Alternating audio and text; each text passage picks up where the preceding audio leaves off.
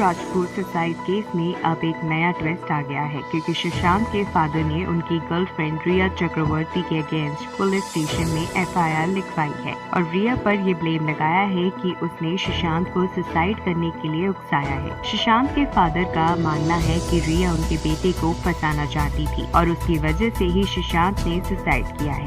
सुशांत के फादर ने ये बयान दिया, रिया ने मेरे बेटे सुशांत का फोन नंबर अपने फोन में ब्लॉक कर दिया था। फिर सुशांत ने मेरी बेटी यानी कि अपनी बहन को फोन करके कहा कि रिया मुझे कहीं फंसा देगी। वो यहाँ से काफी सामान लेके चली गई है और मुझे धमकी देके गई है कि अगर तुमने मेरी बात नहीं मानी तो तुम्हारे ट्रीटमेंट के सारे पेपर्स मीडिया को दे दूंगी और ये कह दूंगी कि तुम पागल हो, फिर तुमको कोई काम नहीं देगा और तुम बर्बाद हो जाओगे। उनके पापा ने आगे कहा, मेरा बेटा फिल्म इंडस्ट्री छोड़कर केरला में ऑर्गेनिक फार्मिंग करना चाहता था। उसका फ्रेंड महेश उसके साथ जाने को रेडी भी था, लेकिन रिया ने इस बात का ऑब्जेक्शन किया और कहा कि तुम कहीं नहीं जाओगे। रिया को जब लगा कि मेरे बेटे का बैंक बैलेंस कम हो रहा है तो वो इनसिक्योर फील करने लगी और उसे लगा कि अब मेरा बेटा किसी काम का नहीं है, इसलिए वो सुशांत के घर से चली गई और साथ ही सुशांत का काफी सारा सामान भी ले गई थी। इसके अलावा सुशांत की सेक्रेटरी ने भी कुछ टाइम पहले सुसाइड कर लिया था, तो सुशांत इस बात से भी डरे हुए थे कि कहीं रिया उनको सेक्रेटरी के सुसाइड केस में भी ना फंसा दे।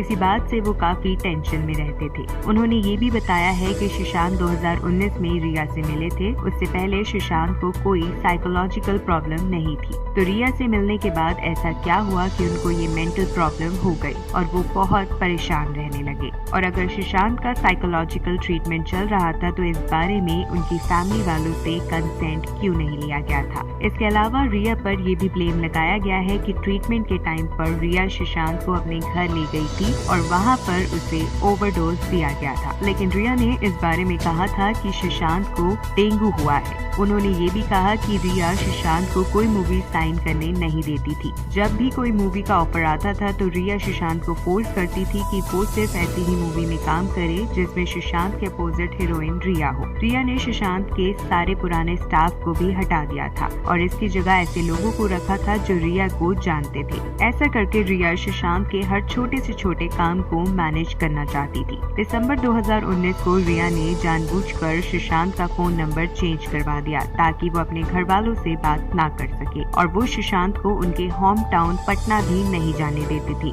उन पर ये भी ब्लेम है कि दिसंबर 2019 में सुशांत के अकाउंट में 17 करोड़ रुपए थे, लेकिन कुछ ही मंथ के बाद 15 करोड़ रुपए को कुछ दूसरे अकाउंट्स में ट्रांसफर कर दिया गया जो सुशांत के साथ लिंक नहीं थे।